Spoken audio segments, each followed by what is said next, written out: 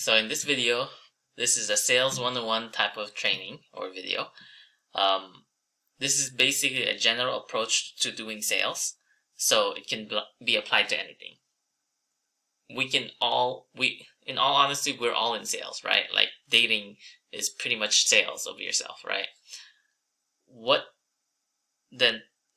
All I want you to do is take what applies and then use it, because this is just going to be a framework to see sales in a different lens, right? We've all been scarred by that scuzzy used car salesman, right? It has a bad taste in our mouth, but I want you guys to look at sales in a different lens, and hopefully a more positive one. Credit goes to Alex Hermosi, because he's the one that I'm deriving this from. If you don't know him, you can look him up. You can find him on YouTube anywhere. YouTube, Instagram, anywhere you want.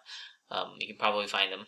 But what he says is make them an offer so good that people feel stupid saying no. That's kind of the idea of what sales is in his mind. So, that said, let's get started. So, sales is about honesty, clear communication of expectations, and transference of assurance. That's basically what sales is. These strategies are for people that are really trying to help. Not to manipulate, but to really help. Because the difference between a good salesman, meaning they're able to influence a person's decision so they can make their own decisions for themselves, or a bad salesman, meaning that they're trying to manipulate the person, the difference between the two is the intent. Because if you truly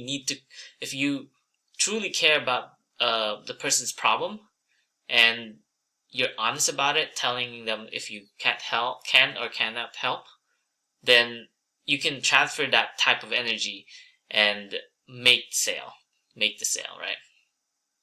And that's what I live by. Because sales, if your intentions are clear and your intentions are right, it's kind of natural. So yeah, that's the lens that I want you guys to see this from.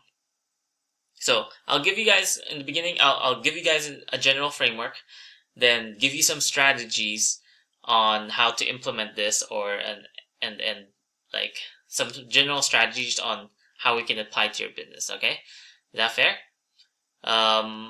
Just a disclaimer though, these frameworks are interwoven and overlapping.